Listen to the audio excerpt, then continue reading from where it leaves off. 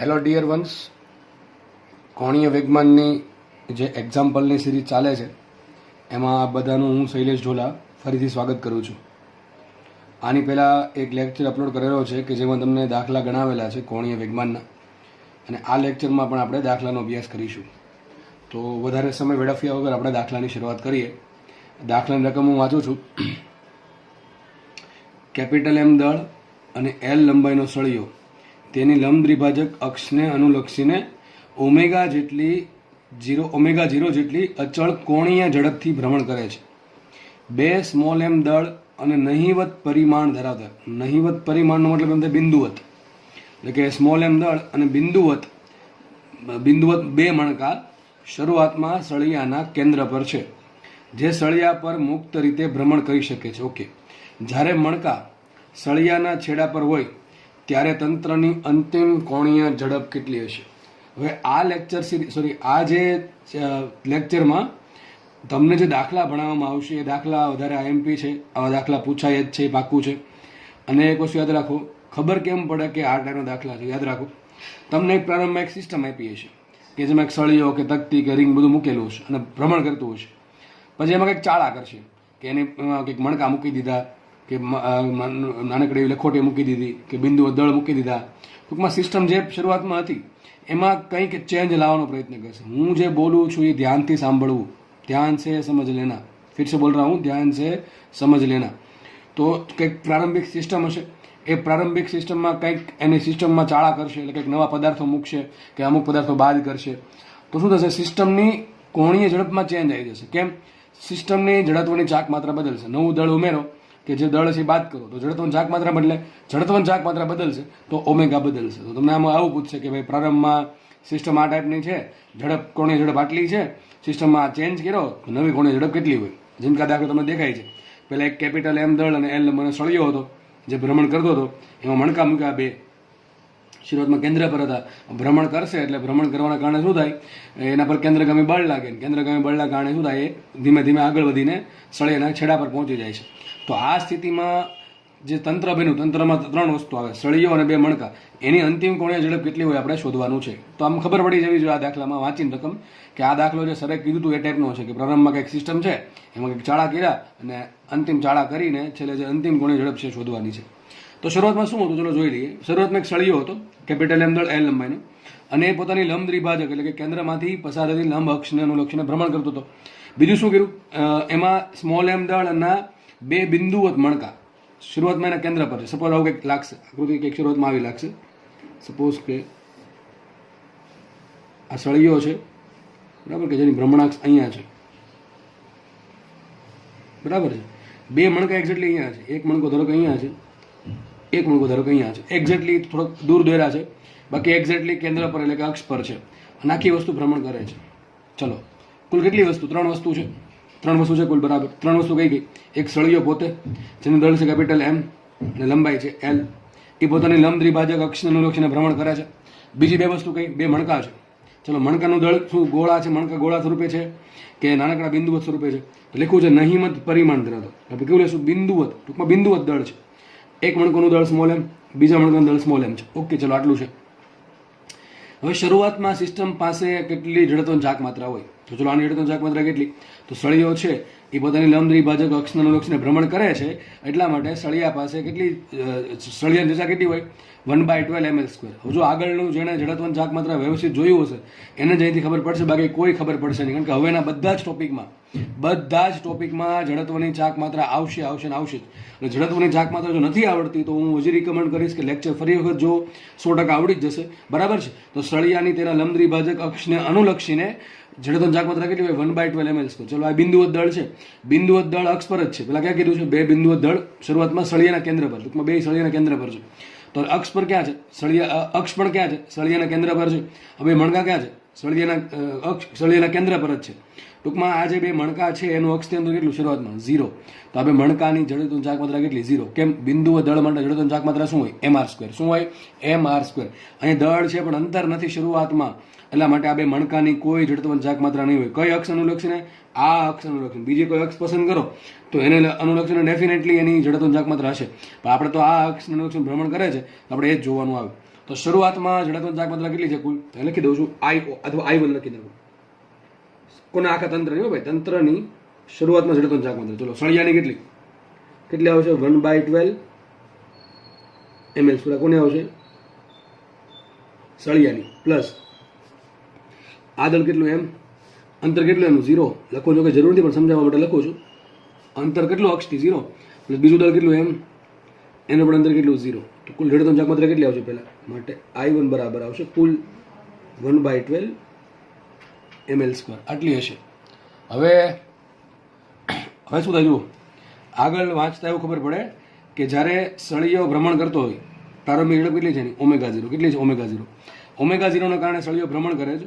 ધીમે ધીમે આપણને ખબર છે કે કોઈ વસ્તુ ભ્રમણ કરતી હોય ત્યારે એમાં જે બીજી અંદરની વસ્તુ છે એના પર એક બળ લાગે.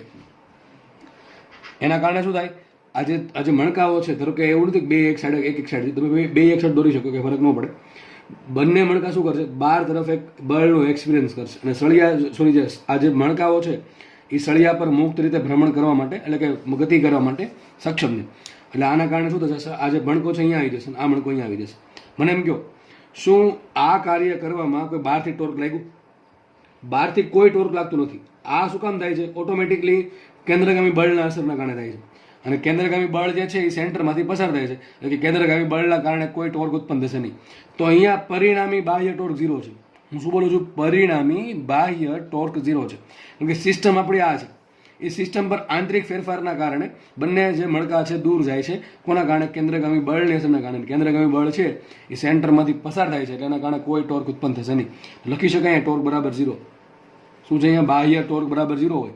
અને જો ટોર્ક બરાબર 0 હોય તો શું થાય, કોણીય વેગમાનના સંરક્ષણનો નિયમ વાપરી શકાય. શું વાપરી શકાય, કોણીય વેગમાનના સંરક્ષણનો નિયમ. ચલો નેક્સ્ટ આકૃતિ કેવી હશે, કે આવી આકૃતિ હશે, લાસ્ટમાં કંઈક થઈ જશે આવું. સળિયો તો એમને જ રહેશે પોતાની જગ્યાએ, એની એક્સિસ હશે આ બરાબર. આ સળિયો એમ ઘૂમતો હતો બરાબર છે. એક મણકો આવી ગયો અહીંયા આ છેડા પર, એક મણકો આવી ગયો ધારો કે આ છેડા પર. ત્રણ વસ્તુ ઘૂમે છે, એક તો M દળનો અને L લંબાઈનો સળિયો, એક M લંબાઈનો મણકો અને બીજો એક M લંબાઈનો મણકો. આટલો ઘૂમે છે કે નહીં? ચાલો હવે જડત્વની ચાક માત્રા કેટલી સિસ્ટમની, અહીંયા એક કામ કરીએ. સિસ્ટમ માટે કોણીય ઝડપ કેટલી છે, સિસ્ટમ માટે કોણીય ઝડપ ω0 છે. કેટલી છે, ω0 છે. કેટલી છે, ω0 છે. સમજ પડે ગઈ? તો એક કામ કરીએ, આ પ્રારંભિક કેસ હતો, આ ફર્સ્ટ કેસમાં આવું થયું. ચલો બીજા કેસ માટે લખીએ. ધારો કે અંતિમ કોણીય ઝડપ ω છે, જે આપણે શોધવાની છે. તંત્રની અંતિમ કોણીય ઝડપ છે ω. ઓમેગામાં કેમ ચેન્જ આવે હમણાં કહું છું. ω0 કેમ ન રહે, ઓમેગા કેમ થઈ ગયું, એનો તમને આન્સર હમણાં મળી જશે. Just weight and watch. બરાબર, તો ચલો જોઈ લઈએ. હવે જે સિસ્ટમ બની એમાં કુલ ત્રણ વસ્તુ છે. પહેલા ત્રણ વસ્તુ હતી. ચલો જડત્વની ચાક માત્રા કેટલી, I2 બરાબર, ફટાફટ લખીએ. સળિયો, તો સળિયાની ગણી નાખીએ. સળિયો કેમ ઘૂમે છે, પોતાની લંબ દ્વિભાજક અક્ષને અનુલક્ષીને. તો સળિયાની જડત્વની ચાક માત્રા કેટલી, એટલી જ રહેશે 1/12 કેપિટલ ml² પ્લસ આ સ્મોલ m દળ છે. ચલો સ્મોલ m દળ છે એ અક્ષથી કેટલો દૂર આવ્યો? હવે સ્મોલ m દળ છે, ગોળો નથી, દળ છે બિંદુવત દળ. અને બિંદુવત દળ માટે જડત્વની ચાક માત્રા કેટલી હોય, mr². ચલો આનું દળ સ્મોલ m છે, અક્ષની અંદર કેટલું, આખા સળિયાની લંબાઈ કેપિટલ L હોય તો આ લંબાઈ કેટલી હશે, L/2. આ લંબાઈ કેટલી હશે, L/2. કેટલી હશે, L/2. તો આનું જડત્વની ચાક માત્રા કેટલી આવશે, m × L/2² પ્લસ આની કેટલી આવશે, એટલી જ m × અંતર L/2 જ છે, m × L/2². તમારે જો ચાહત હોય તમે 2 વડે ગુણો તો આ સ્ટેપ લખવું નહીં, એ 2 વડે ગુણ નાખો તો પણ સાચું પડે. આપણે ફટાફટ સાદુરૂપ આપીએ તો શું આવશે, માટે I2 બરાબર આવશે 1/12 ml² પ્લસ અહીં કેટલા આવશે, જો ml²/4. અહીંયા કેટલા આવશે, ml²/4. તો કેટલી વખત થશે, 2 વખત. તો શું આવશે, 2ml²/4. તો થઈ જશે ml²/2. બરાબર છે. કામ કરીએ આને 6 વડે ગુણું 6 વડે ભાંગું તો અહીં શું આવશે, L²/12 આવી જશે ને. શું આવશે, 6ml²/12. તો કોમન કાઢી લઉં છું, L²/12 કોમન કાઢી લઉં તો L²/12 કોમન કાઢી લો તો એ શું આવશે, અહીંયા આવશે કેપિટલ M પ્લસ અહીં 6 વડે ગુણો 6 વડે ભાંગો વધશે 6m. તો આ મને મળી તંત્રની અંતિમ ચર્ચા. માનો કે તંત્રની અંતિમ ઝડપ કોની ઝડપ કેટલી છે, ω છે. કેટલી છે, ω0. હવે આપણને ખબર છે મેન વસ્તુ જો આ છે, મેન વસ્તુ દાખલામાં આ છે કે ટોર્ક, પરિણામી ટોર્ક 0 છે. પરિણામી ટોર્ક 0 હોવાના કારણે આપણે શું કરશું, કોણીય વેગમાનના સંરક્ષણનો નિયમ.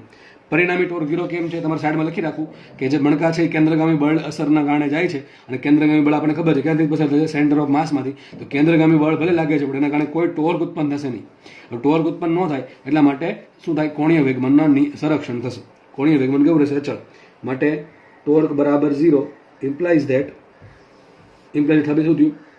કોણીય વેગમાનના સંરક્ષણના નિયમ પરથી શું લખાય? ચલો, તંત્રનું પ્રારંભિક કોણીય વેગમાન બરાબર તંત્રનું અંતિમ કોણીય વેગમાન. ચલો, માનો કે કોણીય વેગમાનનું સૂત્ર ભૂલાઈ ગયું તો આ તો યાદ હોય ને, P બરાબર mv. રેખીય વેગમાન તો યાદ હોય કે ન હોય? ચલો, રેખીય વેગમાન શું થાય? P બરાબર mv. P બરાબર mv હોય, ચલો P બરાબર mv હોય, સૂત્ર બનાવો. P નું સ્થાન કોણ લે? L. M નું સ્થાન કોણ લે? I. અને V નું સ્થાન કોણ લે? ઓમેગા. તો શું લખાશે? I1 omega 1 is equal two I2 omega 2. સમજ પડે કે ન પડે? સૂત્ર યાદ રાખવું. તમને થવું છે કે સર તમે કેમ I1 શોધો? એટલા માટે શોધું ભાઈ. અરે તમે કેમ સર ઓમેગા 1 બરાબર ઓમેગા 0 લીખો? એટલા માટે લીખું. લખી દઉં ઓમેગા 1 બરાબર ઓમેગા 0 લખી દઉં છું. બરાબર છે? આપણે કેમ I2 શોધવા જરૂર પડે? કારણ કે મારે આમાં કિંમત મૂકવી હતી. તો ઓમેગા 2 મળે કે ના મળે? ઓમેગા 2 મળે કે ના મળે? ચલો, I1 બદલે I1 ની કંઈક ફિક્સ કિંમત છે, ઓમેગા 1 ની ફિક્સ કિંમત છે. હવે I1 બદલીને જો I2 થતું હોય તો ઓમેગા બદલીને ઓમેગા 1 બદલીને ઓમેગા 2 થાય. ટૂંકમાં ઝડપવંત ચાક માત્રામાં ચેન્જ આવશે તો ઓમેગામાં ચેન્જ આવે. આના પરથી ખબર પડે કે આ બધું કેવું અચળ હોય. કેવું હોય? અચળ. લખી શકો L બરાબર ઓમેગા I1 ઓમેગા 1 બરાબર I2 ઓમેગા 2 બરાબર અચળ. વિચારો, જો I1 વધશે તો ઓમેગા 1 ઘટે. સમજ પડે છે? અને જો I1 ઘટે તો ઓમેગા 1 વધે. ઉલટું ચાલે. બરાબર? આ પ્રમાણે વિચારી શકો. અહીંયા L બરાબર I ઓમેગા છે. જેટલું ઝડપવંત ચાક માત્રા વધશે, તમે કંઈક ચેન્જ કરવાના કારણે જેટલી ઝડપવંત ચાક માત્રા વધશે એટલું ઓમેગા ઘટે. અને એટલે ઉલટું, ઝડપવંત ચાક માત્રા ઘટી તો ઓમેગા વધે. અહીંયા શું થાય છે? જો અહીંથી અહીંયા તો શું થાય છે? ઝડપવંત ચાક માત્રા વધે ઘટે છે, વધે છે. અહીં જો અહીં ખાલી કેટલું છે? 1/12 ml સ્ક્વેર જ છે. અહીં 1/12 ml સ્ક્વેર તો હતું, ઉપરથી બાજુ કેટલું આવ્યું? ml સ્ક્વેર બાય 2 આવ્યું. તો અહીંયા ઝડપવંત ચાક માત્રા વધી. બીજા કેસમાં ઝડપવંત ચાક માત્રા વધે છે તો ડેફિનેટલી બીજા કેસમાં ઝડપ ઘટતી જશે. ધારો કે ઘટીને થઈ ગઈ કેટલી? ઓમેગા. કેટલી થઈ ગઈ? ઓમેગા. તો વી want to find out omega 2, that is omega. તો એક કામ કરીએ, ઓમેગા 2 ને કરતા બનાવીએ. તો ઓમેગા 2 એટલે કે ઓમેગા બરાબર શું આવશે? ધારો કે ઓમેગા 2 નામ આપો, ઓમેગા આપો. ચલો, શું આવશે? I1 ઓમેગા 1 છેદમાં I2. ચલો, મૂકીએ કિંમત. જુઓ, ડાયરેક્ટ મૂકી દઉં છું. આપણે સાયન્સમાં છીએ એટલે તો એટલું તો આવડી જવું જોઈએ. ડાયરેક્ટલી મૂકતા તો ઉપર શું આવશે? 1/12 ml સ્ક્વેર. I1 શું આવશે? 1/12 ml સ્ક્વેર ઇન્ટુ ઓમેગા 1 શું આવશે? ઓમેગા 0 આવશે. છેદમાં શું મૂકીશ? m પ્લસ 6m ગાઉસમાં L સ્ક્વેર બાય 12. તો અહીંયા પણ L સ્ક્વેર બાય 12 છે, અહીંયા પણ L સ્ક્વેર બાય 12 છે. તો બધું ઉડી જશે. તો વધશે શું? ઉપર ખાલી એટલું વધશે. ઉપર વધશે આટલું. શું વધશે? ચલો, બીજી પેન યુઝ કરીએ આપણે લખવા માટે ભાઈ. ચલો, શું આપણે કેપિટલ M વધશે ઉપર? અહીંથી M L square by 12 M capital M વધે. બીજું શું વધે? ઓમેગા 1 તરીકે આવશે ઓમેગા 0. ઓમેગા 0 છેદમાં શું આવશે? L સ્ક્વેર 12 ઉડી ગયો. આ શું કીધું? Capital M plus 6 into small. જુઓ, છેદ મોટો કે અંશ મોટો? ઉપર ઓમેગા 0 છે, અંશમાં ઓમેગા ખાલી કેપિટલ M છે, અને છેદમાં શું છે? M plus 6m. ઉપર ખાલી અંશમાં M જ છે, નીચે M પ્લસ 6m છે. તો એ છેદ મોટો થયો M કરતા. જે M પ્લસ 6m છે એ મોટું છે M કરતા. એટલા માટે ડેફિનેટલી આ પ્રમાણે આમ પણ લખાય. ઘણી વખત આમ પણ આન્સર આપેલો કેપિટલ M છેદમાં capital M plus 6m into omega 0. તો જો ઉપર કેપિટલ M છે, નીચે કેપિટલ M પ્લસ 6m. ટૂંકમાં અંશ કરતાં સમથિંગ વધારે છે નીચે. ટૂંકમાં આન્સર કેવો આવશે? ઓમેગા 0 કરતાં વધારે આવશે. તમને રકમમાં કિંમત આપી દે, કેપિટલ M છે 5 કિલો, સ્મોલ m છે 2 કિલો. તો તમે એ પ્રમાણે મૂકીને તમે આન્સર લાવી શકો છો, જે આન્સર આવતો હોય. બરાબર? દાખલો એકદમ ઇઝી છે. એક જ ફંડામેન્ટ છે કે પ્રારંભમાં કંઈક સિસ્ટમ આપી હતી, એમાં કંઈક ચાળા કર્યા, એટલે કે ચાળા થયા, આંતરિક ચાળા થયા. આપણે ચાળા કર્યા નથી. સિસ્ટમ બદલી ગઈ. સિસ્ટમ બદલવાથી ઝડપવંત ચાક માત્રા બદલશે. ઝડપવંત ચાક માત્રા બદલવાથી કોણીય વેગમાં નચળ હોવાના કારણે એની કોણીય ઝડપ બદલશે. સિમ્પલ દાખલા, એકદમ દાખલા, એકદમ ઇઝી દાખલા છે. અને આના પછી આપણે આવા દાખલાનો અભ્યાસ કરીશું, પણ અલગ એક સિસ્ટમ લેશું. બરાબર છે? આવી તમને કોઈ પણ સિસ્ટમ બનાવીને આપી દેશે. હું તમને 4-5 દાખલા ગણાવીશ. એવું નહીં કે એ દાખલા બેઠા પૂછો. આવી કોઈ પણ અસંખ્ય દાખલા બની શકે આવા. બરાબર છે? ચલો, કે બે મણકા પહેલા અહીંયા હતા ને અહીંયા આવી ગયા, કે કોઈ પણ રીતે આવી ગયા.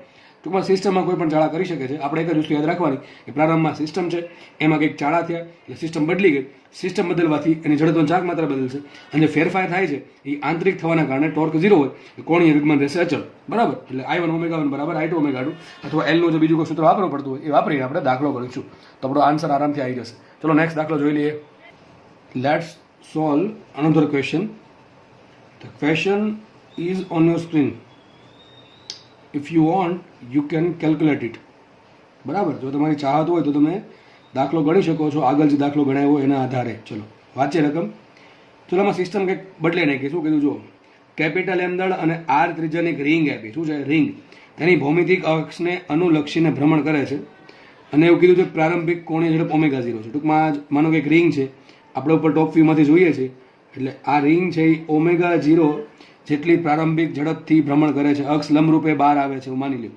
રિંગનું દળ છે કેપિટલ એમ, રિંગની ત્રિજ્યા છે સ્મોલ આર. બરાબર, પેલા ખાલી રિંગ હતી, એકલી ખાલી રિંગ હતી જે ભ્રમણ કરતી હતી બીચા કરી ઓમેગા 0 જેટલી ઝડપથી. આગળ શું ચાળા કરે જુઓ, 4 કેટલા છે, 4 લખેલા છે. 4 સ્મોલ એમ દળના બિંદુવત દળ, કેવા દળ છે, બિંદુવત દળ. 4 સ્મોલ એમ દળના બિંદુવત દળ રિંગ પર 2 લંબ વ્યાસના છેડે મૂકવામાં આવે તો અંતિમ કોણીય ઝડપ શોધો. દાખલો આગળ જે ગણાવ્યો જેવો દાખલો છે. શું કર્યું આમાં, એક રિંગ ભ્રમણ કરતી હતી ઓમેગા 0 ઝડપથી, કેપિટલ એમ દળ, આર ત્રિજ્યાની દળ, આર ત્રિજ્યાની રિંગ. એમાં શું કર્યું, રિંગના કોઈ પણ 2 વ્યાસ લઈ લેવાના, એવા વ્યાસ લેવાના કે જે એકબીજાને લંબ હોય. ચલો માનો કે એક વ્યાસ આપણે આ લીધો તો એક વ્યાસ આ થશે. હવે આ વ્યાસના છેડે, ત્યાં વ્યાસના છેડે 4 દળ મૂકવાના. ટૂંકમાં એક અહીંયા આપણે અહીંયા મૂકશું કંઈક, તો કે એક દળ અહીંયા મૂક્યું, એક દળ અહીંયા મૂક્યું, એક દળ અહીંયા મૂક્યું ને એક દળ મૂક્યું અહીંયા. આ દળ કેટલું, સ્મોલ એમ, આ પણ સ્મોલ એમ, આ પણ સ્મોલ એમ ને આ પણ સ્મોલ એમ છે. પહેલા ખાલી એકલી રિંગ હતી, હવે 5 વસ્તુ થઈ ગઈ. એક તો 4 દળ ને પોતે રિંગ પોતે 5મી, અને અક્ષ કઈ છે, આ જ છે, અક્ષ આની આ જ છે.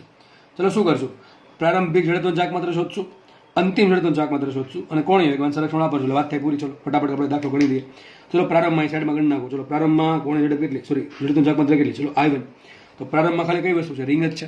આપણને ખબર છે રિંગ જ્યારે એની ભૌમિતિક અક્ષને અનુલક્ષીને ભ્રમણ કરતી હોય એટલે કે એના સમતલને લંબ અને કેન્દ્રમાંથી પસાર થતી લંબ અક્ષને અનુલક્ષીને જ્યારે રિંગ ભ્રમણ કરતી હોય ત્યારે રિંગની ઝડપોની ચાક માત્રા કેટલી હોય, તો પહેલી જ થિયરી ભણાવી હતી I1 બરાબર mr². ચલો ઓમેગા 1 કેટલી આપ્યા છે, પ્રારંભમાં તંત્રની ઝડપ કેટલી આપી, ઓમેગા 0. ચલો આ સોલ્વ થઈ ગયું.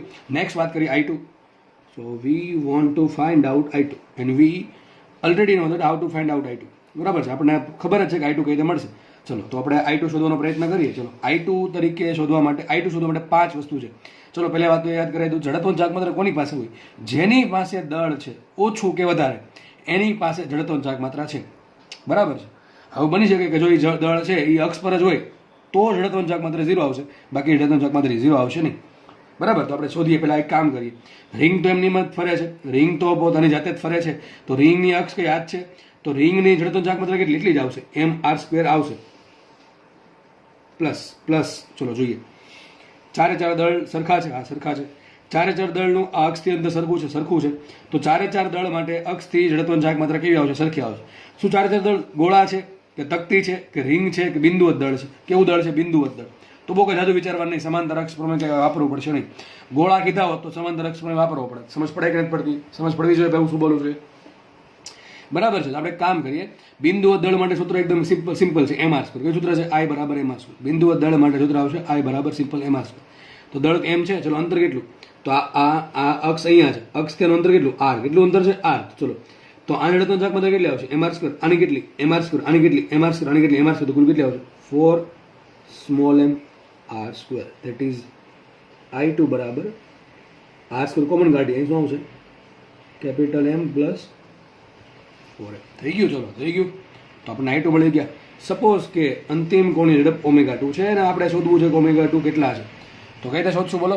હવે આ જે દળ મૂક્યા છે એમાં એવું લખેલું છે કે દળ એકદમ ધીમેકથી મૂકેલા છે. ટૂંકમાં બહારથી કોઈ કાર્ય થોડુંક તો કાર્ય થશે પણ એ આપણે અવગણવાનું છે એવું માની લઈએ. તો તમને લખેલું હશે કે ભાઈ 4m દળના બિંદુવત દળ રિંગના 2 લંબ વ્યાસ પર એકદમ નહીવત બળથી અથવા એકદમ ધીમેકથી મૂકવામાં આવે છે. એવું એટલા માટે લખ્યું છે કે તમે આ સિસ્ટમ પર કોઈ બહારથી કાર્ય થયું કે બહારથી બળ લગાડ્યું કે બહારથી ટોર્ક લગાડ્યું ધારો નહીં, એટલા માટે. તો લખીએ આપણે બાહ્ય ટોર્ક .0 માટે શું લખાય, કોણીય વેગમાનના સંરક્ષણના નિયમ પરથી. ચલો ફટાફટ બોલો, તંત્રની પ્રારંભિક કોણીય વેગમાન બરાબર તંત્રનું અંતિમ કોણીય વેગમાન. તો શું આવશે, L બરાબર I1 ઓમેગા 1 બરાબર I2 ઓમેગા 2 બરાબર અચળ. ચલો I1 કેટલા છે, I1 છે mr², તો મૂકીએ અહીંયા mr². ઓમેગા 1 કેટલા છે, omega 0 is equal two I2 કેટલા છે, I2 જો અહીં લખેલા છે આવું છે, capital M plus 4m into r² into omega 2. આપણે શોધો તો ઓમેગા 2 એમ રાખીએ, r² કેમ કેન્સલ થઈ ગયા, આ છેદમાં જ મળશે. શું માટે મળશે, આવું કે ઓમેગા 2 બરાબર ઓમેગા 2 ઇઝ ઇક્વલ ટુ કેટલા આવશે, કેપિટલ M છેદમાં capital M plus 4m into omega 0. આ તમારો જવાબ. એકદમ બીજો દાખલો છે. જો અને આ દાખલા પૂછાય છે. દાખલા ભાઈ નીટમાં પૂછાય છે અને જીમાં પૂછાય છે. દાખલો જી માટે બેસ્ટ છે. બરાબર છે. એકદમ બીજી દાખલો છે. પણ હવે ઘણાના મનમાં એવું હોય કે અઘરું હોય જ પૂછે. ભાઈ એવું નથી લખેલું કે અઘરું હોય જ પૂછે. ઘણી વખત ઇઝી દાખલા પૂછાય છે. હું એમ કહું આઈએમપી એટલે એવું નથી કે અઘરો દાખલો જ હશે. આઈએમપી એટલે કે ઇમ્પોર્ટન્ટ એટલે કે પૂછાતી આવે એ વસ્તુ. બરાબર છે. ચલો આગળ વધીએ. તો દાખલો એકદમ ઇઝી છે. એક જ કોન્સેપ્ટ છે. પ્રારંભમાં કંઈક સિસ્ટમ આપી હશે, એમાં કંઈક ચાળા થાય છે. દળ એડ કરે કે દળ સબસ્ટ્રેક્ટ કરે તો દળમાં ચેન્જીસ કરે એના સ્થાનમાં, એટલે ટૂંકમાં દળના સ્થાનમાં ચેન્જીસ થાય એટલે જડત્વની ચાકમાત્રા બદલશે. અને જડત્વની ચાકમાત્રા બદલવાના કારણે શું થશે? મોમેન્ટ ઓફ ઇનર્શિયા બદલવાના કારણે પેલી કોણીય ઝડપ બદલશે. અને એલ કેવું રહેશે? અચળ રહેશે. કેવું રહેશે? એલ છે કોણીય વેગમાન કેવું રહેશે? અચળ રહેશે. ઓકે, નેક્સ્ટ જોઈએ દાખલો. નેક્સ્ટ દાખલો વાંચીએ અને આ દાખલો તમે આવડી જશે હવે. બરાબર, કારણ કે આગળ દાખલાની જેવા ઘણા એવા છે, 2 દાખલા, એટલે બીજો દાખલો આવડી જશે. ચલો શું વાંચે રકમ 3. ઓકે, ચલો. કેપિટલ એમ દળ અને આર ત્રિજ્યાની તકતી. ચલો તકતીની વાત કરી છે. કેપિટલ એમ દળ અને આર ત્રિજ્યાની તકતી તેની ભૌમિતિક અક્ષને અનુલક્ષીને ઓમેગા 0 જેટલી કોણીય ઝડપથી ભ્રમણ કરે છે. ઓકે, ચલો ધારી લઈએ કે એક તકતી લઈ લઈએ.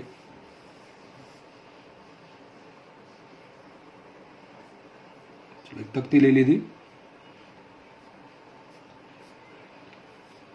આ અક્ષને અનુલક્ષીને ઓમેગા 0 જેટલી ઝડપથી કેપિટલ એમ દળ અને આર ત્રિજ્યાની તકતી ભ્રમણ કરે છે. ઓકે, ચલો આગળ વાંચીએ.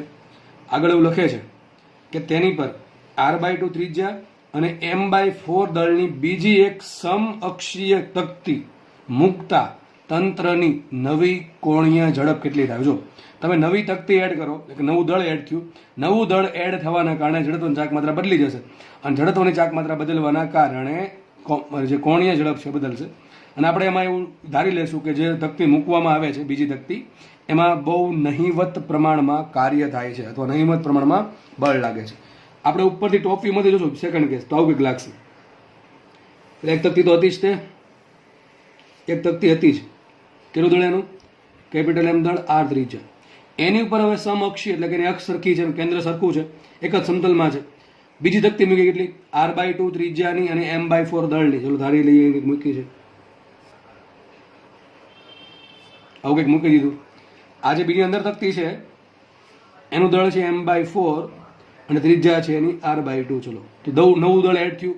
નવું દળ એડ થવાના કારણે શું થશે? જડત્વની ચાકમાત્રા બદલશે. ચલો આપણે જોઈ લઈએ. દાખલો ગણવા માંડીએ આપણે. તો આપણને ખબર છે કે ભાઈ બહારથી જે બળ લગાડ્યું છે બહુ નહિવત છે, એટલે શું થાય? બાહ્ય ટોર્ક 0. બાહ્ય ટોર્ક 0 છે. બાહ્ય ટોર્ક 0 થવાના કારણે કોણીય વેગમાનનું સંરક્ષણનો નિયમ વાપરી શકાય.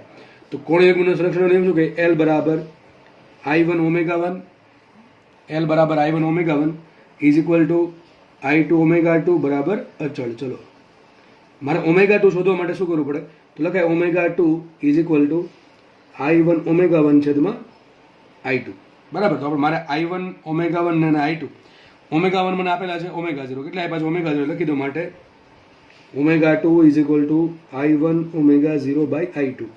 તો મારે ઓમેગા 2 શોધવા માટે I1 ને I2 ની જરૂર પડશે, એટલા માટે હું I1 ને I2 હવે શોધું છું. ચલો તો I1, ચલો વોટ ઇઝ I1? પ્રારંભમાં જે પદાર્થ આપ્યો છે કયો છે? તકતી છે.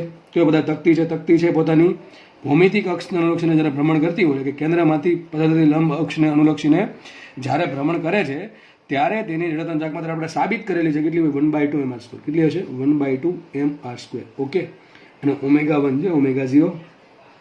નેક્સ્ટ કેસમાં જોઈએ I2 બરાબર શું છે? ચલો નેક્સ્ટ કેસમાં 2 તકતીઓ છે. એક તકતી ઉપર છે, એક તકતી નીચે છે. એની ઉપર નાની બીજી તકતી છે, માની લઈએ આપણે. તો ઉપર જે તકતી છે એની દળ m, ત્રિજ્યા અને અક્ષ કઈ છે? ભૌમિતિક અક્ષ. જતા કેટલી આવશે એની? 1/2 capital m into r² plus plus જે નાની તકતી છે, આ તકતી અંદરની તકતી, એ તકતી માટે દળ કેટલું? m/4. ત્રિજ્યા કેટલી? r/2. હવે એ કોની આસપાસ ફરે છે? પોતાના કેન્દ્રની આસપાસ. પોતાના કેન્દ્રમાંથી પસાર થતી લંબ અક્ષની અનુલક્ષીને ફરતી હોય તો જડત્વની ચાકમાત્રા શું આવશે? I બરાબર 1/2 mr² પરથી કેટલી આવશે? 1/2 mr² પરથી. ચલો મૂકીએ પ્લસ 1/2. ચલો દળ કેટલું એનું? m/4. તો અહીંયા આવશે 1/2 m કેટલા મૂકા? r/4 ઇન્ટુ અને ત્રિજ્યાનો વર્ગ કેટલો આવશે? r/2². સમજ પડે કે નહીં? આના પરથી મૂક્યું 1/2 mr². m મૂક્યું m/4 અને r મૂક્યું r/2 માટે લખાશે I2 બરાબર, ચલો ઉપર એમને રહેવા દો ઘડીક, 1/2 આ એમને રહેવા દઈએ, mr² પ્લસ આ કેટલા આવશે, આ 1/2 તો છે જ, ઉપરથી કેટલા જો m/4 ને r²/4, ચોકો ચોકો 16 × 32 તો કેટલા આવશે 1/32 mr², કેટલા આવશે 1/32, સમજ પડે કે ના પડે, 4 ને 2 નો વર્ગ 4, ચોકો ચોકો 16 × 32 તો કેટલા આવ થશે, એક કામ કરે ને 16 વડે ગુણીને 16 વડે ભાંગી, તો ઉપર શું આવશે 16 mr² છેદમાં 32, સોરી 16 ના છેદમાં 32 mr² પ્લસ mr², તો 16 ને 17 માટે લખાશે I2 બરાબર 17 ના છેદમાં 32 mr², સમજ પડે કે ના પડે, એકદમ ઈઝી છે, 16 ને 17 અને છેદમાં 32 કોમન થઈ ગયા, ઇન્ટુ mr², દળ તો સરખું જ છે બધાને, એટલે કાંઈ કે અહીંયા પણ કેપિટલ M છે, અહીંયા પણ દળ કેપિટલ M સ્વરૂપે છે, એટલા માટે આપણે આ ટાઈપનો આન્સર આવ્યો, અને આપણે ω2 શોધવાના છે, what is the value for ω2, we want to find out it. Okay, ચલો મુખ્ય કિંમત માટે ω2 બરાબર, ચલો ω1 કેટલા છે, ω1 છે હાફ mr², તો મૂકીએ અહીંયા half capital mr² into ω0 divided by કેટલા આવશે આ 17 ના છેદમાં 32 કેપિટલ mr², કેપિટલ mr² ઉડી ગયા, આ 2 નીચે આવશે, 32 જશે ઉપર, તો 32 ભાંગ્યા 2 16, 16 ભાંગ્યા 17, માટે ω2 કેટલા મળશે, માટે ω2 આવશે, સમજ પડે કે નહીં શું બોલું છું, 32 જાય ઉપર, 2 આવશે નીચે, 17 તો નીચે જ છે, 32 ભાંગ્યા 2 થાય 16, તો 16 ના છેદમાં 17 ω0, આ તમારો જવાબ આવી ગયો.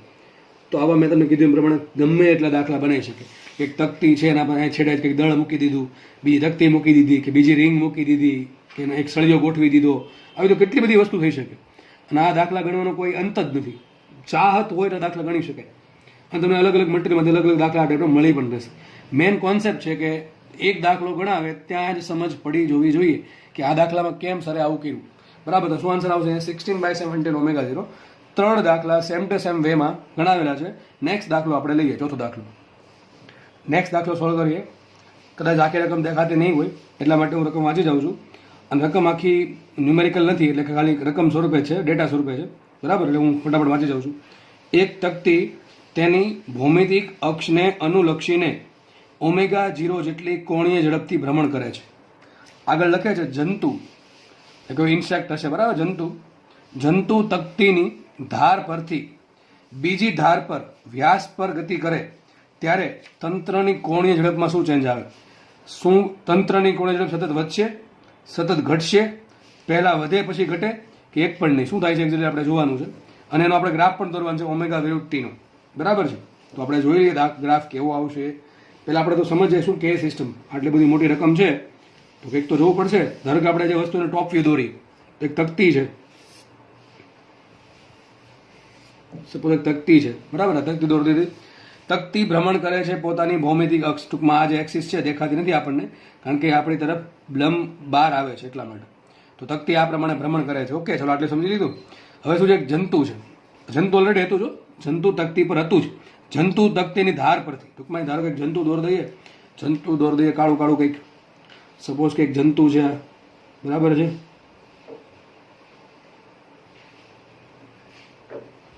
એક જંતુ લઈ લઈએ, તો એક જંતુ શું ટ્રાય કરે છે, એક જંતુ છે, સપોઝ કે આ એનો વ્યાસ લઈ લઈએ, આ વ્યાસ લઈ લઈએ,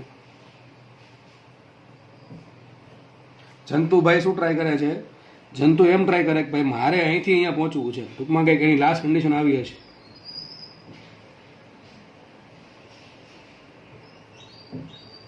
બરાબર છે. તો જંતુને આપણે અહીંથી અહીંયા પહોંચાડવાનું છે.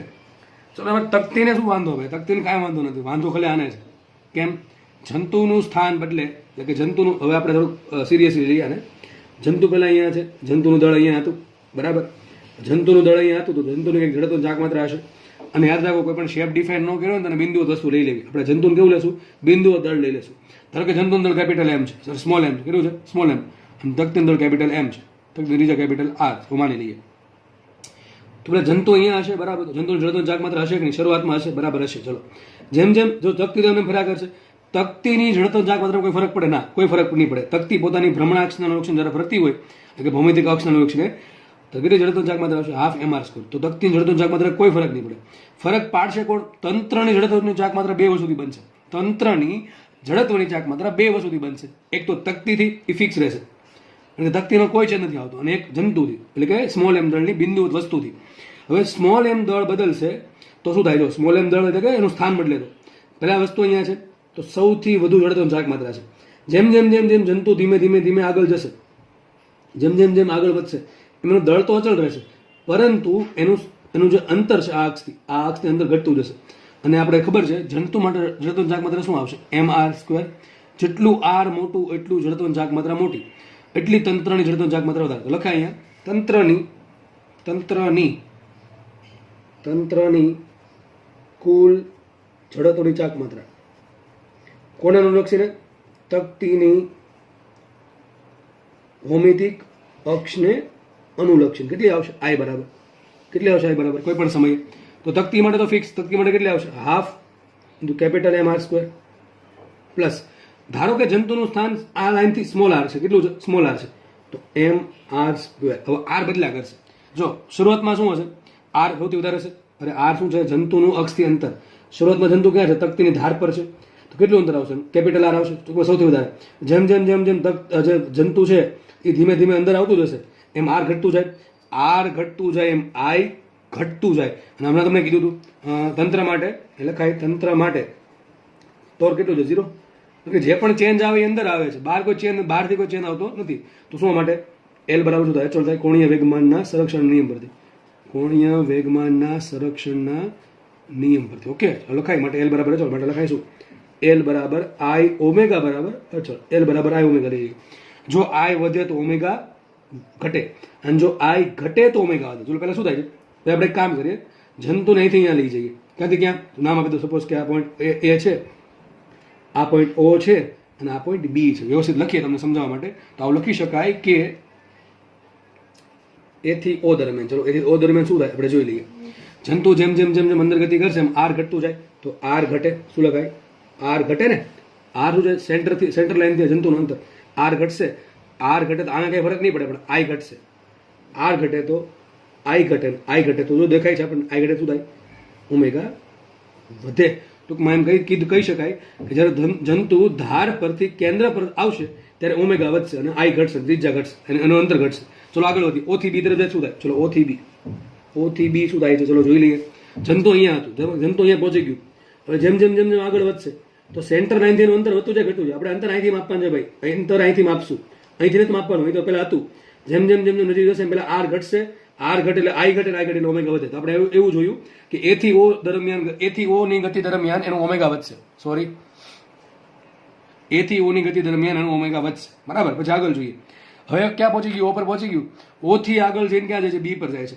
જેમ જેમ જેમ જેમ O થી દૂર જતું જશે એમ એનું અંતર પાછું વધતું જશે. ટૂંકમાં શું થાય? O થી B દરમિયાન R વધે. સમજ પડે ને? જંતુ પેલા અહીંયા હોય, જ્યારે જંતુ O પર હશે તો શું થાય? જંતુ જ્યારે O પર હોય ત્યારે R0 તો I થશે મહત્તમ. કેટલું? સોરી ન્યૂનતમ. I થશે હાફ mr². ખાલી આટલું જ વધશે ને. તો શું આવશે? ઓમેગા આવશે મેક્સિમમ. ઓમેગા મેક્સિમમ આવશે. સમજ પડશે કે નહીં? સમજ પડે કે નહીં ભાઈ? જ્યારે મહત્તમ અંતરે છે, જ્યારે જંતુ મહત્તમ અંતર છે તો જડત્વની ચાક માત્રા મહત્તમ છે એટલે કે કોણીય વેગમાન કેવું આવશે? ન્યૂનતમ આવશે. સોરી, કોણીય ઝડપ કેવી આવશે? ન્યૂનતમ આવશે. જેમ જંતુ અંદર ગયું અંતર R ઘટ્યું, I ઘટ્યું, ઓમેગા વધ્યું અને સેન્ટર પર અંતર R0 થઈ ગયું એટલા માટે જડત્વની ચાક માત્રા થઈ ગઈ ખાલી તકતીની હાફ mr². તો ઓમેગા આવશે મેક્સિમમ. પ્રશ્ન પૂછાય કે જંતુની કયા સ્થાનની પોઝિશન માટે અથવા કયા સ્થાને તંત્રની ઓમેગા મહત્તમ હોય? તો શું આન્સર આવશે? જ્યારે જંતુ સેન્ટર પર હોય ત્યારે. ઓમેગા ક્યારે મહત્તમ? વિચારો, ઓમેગા મહત્તમ ક્યારે હોય? જ્યારે I ઓછામાં ઓછું હોય ત્યારે. સમજ પડે કે નહીં? તકતીના I માં તો આપણે કઈ ફરક ના કરી શકીએ. જંતુની અવસ્થાને ગોઠવવું પડે કે I ઓછામાં ઓછું આવે. આપણે કામ કરીએ, R0 કરી દઈએ તો I ન્યૂનતમ થઈ જશે. તો અહીંયા થશે I મિનિમમ. આ શું આવશે? I મિનિમમ આવશે. કેવું આવશે? I મિનિમમ આવશે અને ઓમેગા મેક્સિમમ આવશે. આગળ વધીએ. જેમ જેમ જંતુ આગળ જશે એમ એનું O થી સ્થાન વધતું જશે. ટૂંકમાં R વધતું જાય તો I પણ વધતું જશે. R વધે એમ I વધે, I વધતું જશે એમ એ પ્રમાણે ઓમેગા ઘટતું જશે. ઓમેગા ઘટશે. તો શું આન્સર આવે? A થી B ની ગતિ દરમિયાન શું લખાય? A થી B ની ગતિ દરમિયાન શું થાય? A થી O ઓમેગા વધે છે અને આગળ શું લખાય? આગળ શું લખાય બોલો? O થી B ઓમેગા ઘટે છે. તો લખાઈશું આ આન્સર આવશે. પહેલા વધે છે, જો પહેલા ઓમેગા વધે છે ને પછી ઘટશે. સતત વધે આન્સર નો આવે. કેમ સતત નથી વધતું? અરે ભાઈ સતત ક્યાં વધે છે? O સુધી જ વધે છે. હા, પૂરેપૂરું વધતું તેથી બી તો આન્સર એ આવે. સતત વધે એ આવશે નહીં. સતત ઘટે એ પણ નહીં આવે. સતત ઘટતું નથી, ખાલી O થી B દરમિયાન ઘટે છે. તો શું આન્સર આવશે? પહેલા વધે છે ને પછી ઘટે છે. આપણે ફટાફટાનો ગ્રાફ ડ્રો કરી દઈએ. કોનો? ઓમેગા વિરુદ્ધ ટીનો. એ તો આપણને ખબર પડી જ ગઈ હશે કેવો ગ્રાફ આવશે. પહેલા વધશે પછી ઘટશે અને એક સમય મહત્તમ થશે. સપોઝ આપણે દોરી દઈએ આ પ્રમાણે ગ્રાફ કંઈક ઓમેગા વિરુદ્ધ ટીનો ગ્રાફ દોરી. સપોઝ આ પોઝિશન એ છે, આ પોઝિશન ઓ છે અને આ પોઝિશન બી છે. સમજ પડી ગઈ? તો ચલો ઓ પર એ પાસે શું ઝડપ છે જ નહીં. શું એ પાસે ઝડપ છે? આ ઝડપ તો છે જ તકતી પાસે. આ કોને માટે? આ ઓમેગા કોનું છે? તંત્રનું. કોનું છે? ઓમેગા તંત્રનું છે. તો જ્યારે જંતુ છેડા પર હતું ત્યારે તંત્ર પર ઝડપ છે આ છે કેટલી? ઓમેગા 0 છે. તો શરૂઆત કદી થશે? ઓમેગા 0 થી. ગ્રાફ અહીંથી સ્ટાર્ટ થશે. તો ગ્રાફ દોરવાનું સ્ટાર્ટ કરશો. અહીંથી નહીં કરીએ. અહીંથી કેમ નહીં સ્ટાર્ટ થાય? દેખાતું જ નહીં, સોરી ભાઈ. આ પ્રમાણે દોર્યું છે. એ પોઈન્ટ અહીંયા છે, ઓ પોઈન્ટ અહીંયા છે, બી પોઈન્ટ અહીંયા દોર્યો છે. ઉપર દોર્યું ઓમેગા, એટલે કોનો ગ્રાફ છે? ઓમેગા વિરુદ્ધ ટીનો. ચલો હવે જ્યારે જંતુ એ પર હતું ત્યારે શું તંત્ર પાસે સ્પીડ હતી કે નથી? ત્યારે થોડીક તો હતી જ ને. કેટલી હતી? ઓમેગા 0. તો એ પાસે સ્પીડ 0 છે ના? કેટલી છે? ઓમેગા 0. અહીંથી ગ્રાફ સ્ટાર્ટ થાય. કેટલી ઝડપથી? ઓમેગા 0 ઝડપથી. જેમ જેમ જેમ જેમ આગળ જશે એમ શું થાય? પહેલા એની ઝડપ સતત વધશે. ધારો કે આ પોઈન્ટ ઓ છે, અહીંયા ઝડપ થઈ જશે ઓમેગા મેક્સિમમ. કેટલી થાય છે? અહીંયા થાય છે ઓમેગા મેક્સિમમ. અને પછી ફરતી પાછી બી પાસે કેટલી થઈ જાય છે? બી પાસે ધાર પર આવી ગયો પાછી કેટલી થઈ જશે? ઓમેગા 0. તો કંઈક આવો ગ્રાફ આવશે.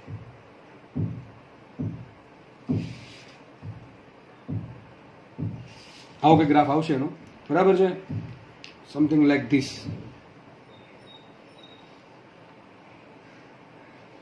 આવો ગ્રાફ આવશે. બરાબર? તો આ ઓ પોઈન્ટ છે. ઓ પોઈન્ટ ત્યાં એની ઝડપ મહત્તમ હશે. એ પર અને બી પર કેવી હશે? ન્યૂનતમ ને સરખી. કેટલી શરૂઆતમાં છે એટલી. બરાબર? ખબર પડે કે નહીં? દાખલો ઓમેગા મેક્સિમમ મળે કે ના મળે? આરામથી મળે. શું કરવાનું તમારે? I1 ઓમેગા 1 બરાબર I2 ઓમેગા 2. I1 તો ખબર છે કેટલા? Half mr square plus small m into r square આવશે. કેપિટલ R સ્ક્વેર આવશે. I1 મળી ગયું. ઓમેગા 1 0 છે. I2 શોધો. I2 તરીકે શું ખાલી એટલું જ આવશે. Half mr square. ઓમેગા 2 ને કરતા બનાવો. આગળ દાખલા કે ગણાવ્યા એ પ્રમાણે. તો દાખલો બહુ સારો દાખલો હતો. એટલે કોન્સેપ્ચ્યુઅલ દાખલો હતો. જે આપણે દાખલા ગણ્યા આગળ 3 દાખલા, એના આધારે આન્સર આરામથી થઈ શકે. અને આ ગ્રાફ પણ તમને સમજમાં આવજો કેમ આવો ગ્રાફ આવે છે. એક્ઝેક્ટ આવો ગ્રાફ નહીં આવે, આમ સીધી લાઈન નહીં આવે. કારણ કે જે ઓમેગામાં ચેન્જ આવે સમય હારે એ રેખીય શું કહેવાય પહેલાં લિનિયર નથી. બરાબર? સંપૂર્ણ નથી. એ થોડોક પરવલયાકાર, થોડોક વક્રાકાર આલેખ આવશે. કારણ કે omega is not proportional to directly T. Omega is not proportional to T. બરાબર છે? એટલા માટે ગ્રાફ થોડોક આ ટાઈપનો આવશે. દાખલો સારો છે અને અહીંયા જેટલા બી દાખલા ગણાવ્યા છે એનો સારી રીતે અભ્યાસ કરવો. આવા દાખલા તમને 100% તમારા પેપરમાં જોવા મળશે. તો ખબર કેમ પડશે? દાખલા આ ટાઈપના છે. તંત્રમાં કંઈક ચેન્જ આવે, તંત્રનું જે સ્થાન છે દળનું, નવું દળ એડ કરે, નવું દળ બાદ કરે, કે અંદર જે દળ છે એમાં કંઈક ચેન્જીસ કરે, તો આપણે શું કરવાનું? કોણીય વેગમાનનું સંરક્ષણ વાપરી અને I1 ઓમેગા 1 બરાબર I2 ઓમેગા 2 અથવા જે પ્રમાણે સૂત્ર લાગુ પડતા હોય એ પાડીને આપણે આન્સર ટીક કરવાનો છે. તો દાખલા અહીંયા પૂરો થાય છે. જોડે જોડે આપણે લેક્ચર પણ અહીંયા પૂરો કરીએ છીએ અને નવા લેક્ચરમાં તમને કોણીય વેગમાનમાં બાકીના દાખલાનો અભ્યાસ કરવાનો મળી જશે, મટીરિયલ્સ. બરાબર? તો આપણે અહીંયા રાખીએ. લેક્ચર જોવા બદલ હું શૈલેષ ઝોલા તમારા દરેકનો આભાર માનું છું અને ચેનલને જરૂરથી સબસ્ક્રાઈબ કરો, લેક્ચર શેર કરો. જય હિન્દ.